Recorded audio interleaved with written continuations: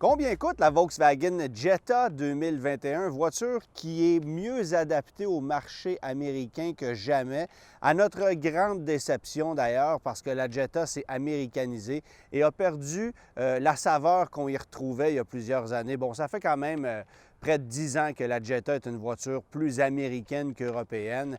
Et je sais que les Européens, vous êtes beaucoup à m'écouter d'ailleurs, je sais que les Européens considèrent ça comme une voiture de grand-père et ça me fait un peu rire parce qu'évidemment ici, la Jetta, c'est une berline qui est considérée comme plus sportive et plus maniable que la moyenne des autres berlines compactes qui sont vendues chez nous. Pensez à la Mazda 3, la Honda Civic, la Nissan Sentra, etc., etc. Donc, la Jetta, c'est une voiture qui s'est toujours un peu démarquée, mais là, qui s'est énormément américanisée et qui propose en fait deux motorisations depuis son renouvellement. Évidemment, il n'y a plus de moteur diesel depuis 2015, on le sait, mais depuis qu'on a renouvelé cette voiture-là il y a quelques années, deux options mécaniques, un moteur 1,4 litres turbo compressé de 147 chevaux qu'on va retrouver dans trois versions, Comfortline, Highline et Execline, c'est le modèle qu'on a ici.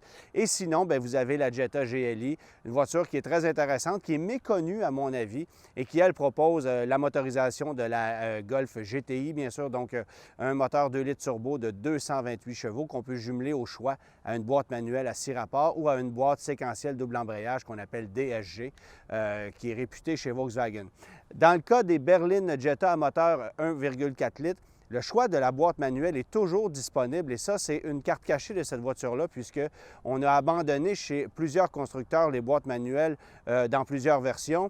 Il n'y a que la version Execline que vous voyez là qui n'est pas offerte avec la boîte manuelle, qui est livrée de série avec une boîte automatique à 8 rapports. Autrement, les Jetta, Comfortline et Highline, elles, viendront de série avec une boîte manuelle à 6 rapports, l'automatique étant optionnelle au coût de 1 400 $. C'est une voiture qui, évidemment, se démarque de ses rivales et qui, à l'échelle nord-américaine, se vend beaucoup plus que la Golf, qui pourtant, chez nous, au Québec, se vendait encore un peu mieux que la Jetta en 2020, signe que les marchés sont très différents. Et pour vous donner une idée, on vendait en 2020 10 552 Jetta au Canada contre 13 112 Golf au Canada, incluant GTI et Golf R, alors qu'aux États-Unis, tenez-vous bien, 82 662 Jetta de vendus contre 25 693 Golf, incluant les GTI et les R. Alors, vous aurez compris pourquoi Volkswagen a décidé d'abandonner la Golf en Amérique du Nord.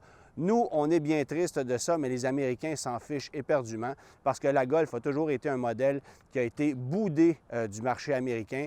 Évidemment, au Canada, bien, on paie le prix des goûts des acheteurs américains, même si nous, on a des goûts qui sont parfois très différents.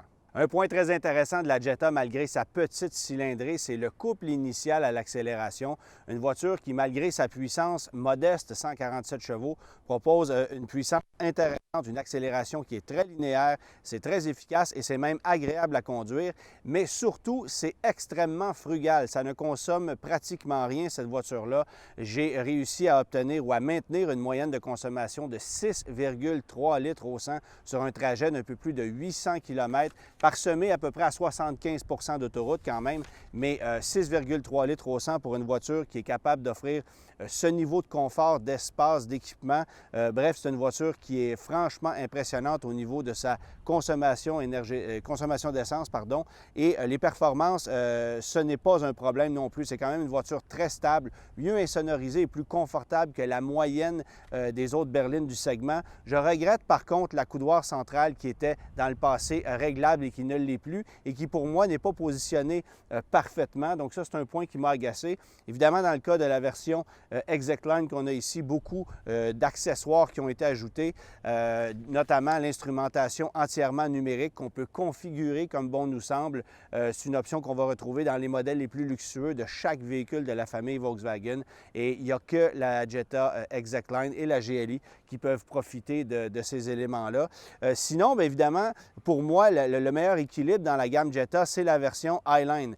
Plus équipée que le modèle Comfortline, on va y retrouver par exemple, vous allez avoir un système de climatisation automatique, l'écran tactile de 8 pouces central, les jantes de 17 pouces au lieu de 16 pouces sur le modèle de base. Donc, c'est des jantes d'alliage au lieu d'enjoliveur de roues. Vous allez avoir Apple CarPlay sans fil et ça fonctionne très bien, c'est une bonne nouvelle. Le toit ouvrant panoramique qui est de série à partir de la version Highline et la sellerie de 6 milli-cuir. Et dans le cas de la version ExactLine, lorsqu'on passe à cette version-ci, bien là, c'est du cuir véritable. On ajoute de série, comme je le disais, boîte automatique, le système de navigation qui ne sert absolument à rien si vous avez un téléphone portable, évidemment, puisque vous allez utiliser Apple CarPlay ou Android Auto. Instrumentation numérique, comme je le disais, les sièges ventilés, volant chauffant, uniquement dans cette version-ci. Ça, c'est peut-être un point qui est décevant.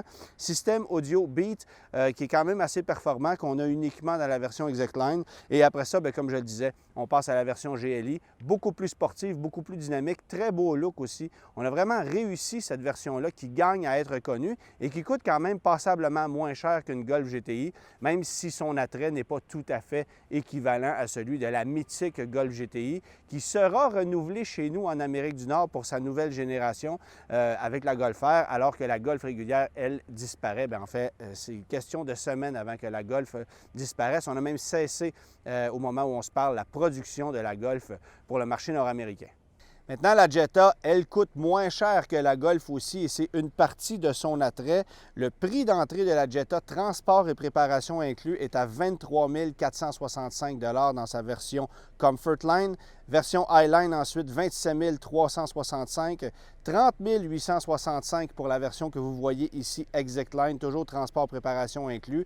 Et on ajoute 2 000 $ pour la version GLI à saveur plus sportive, ce qui, je trouve, est quand même assez raisonnable compte tenu du gain de puissance et de la dynamique de conduite qu'on va retrouver dans la GLI par rapport à la version ExactLine, qui est pour moi la version peut-être la moins intéressante, du moins au niveau de son rapport équipement ou performance-prix, parce qu'à un peu plus de 30 000 $ pour un moteur de 147 chevaux, bien, la concurrence fait un peu mieux, mais on a un niveau de luxe qui est quand même conséquent, il faut le savoir. Ce que ça signifie, si vous financez sur 72 mois, et sachez une chose, les taux vont baisser en fonction du terme chez Volkswagen. Vous pouvez avoir du 0 % jusqu'à 36 mois, et après ça, les taux de financement vont monter. Mais sur un 72 mois, qui est notre référence, 2,99 % de taux de financement.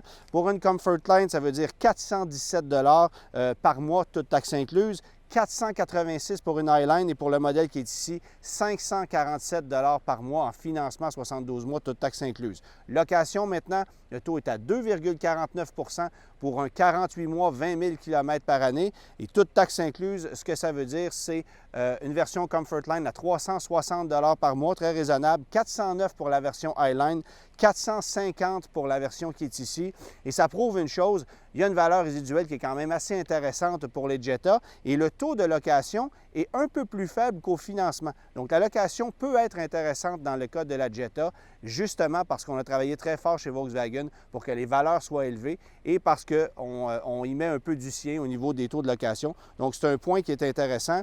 Soulignons en terminant que les ventes de la Jetta au Canada l'an dernier ont baissé de 39 %. C'est 2 fois plus que la moyenne du marché due à la COVID-19. Le marché a baissé d'à peu près 20 %. 39 % dans le cas de la Jetta. Évidemment, cela s'explique par le désintérêt de la clientèle nord-américaine pour les berlines traditionnelles. Il y a beaucoup de mouvements qui se fait du côté des petits VUS et avec l'arrivée prochaine du Taos chez Volkswagen qui sera plus petit que le Tiguan, vous pouvez être certain que la Jetta va encore perdre des parts de marché malheureusement. Alors, c'est la tendance du marché actuel. Volkswagen qui s'est énormément américanisé et qui ne conservera comme authentique véhicule européen que la GTI et la Golf R parce que même la Volkswagen Arteon vit actuellement sur du temps emprunté.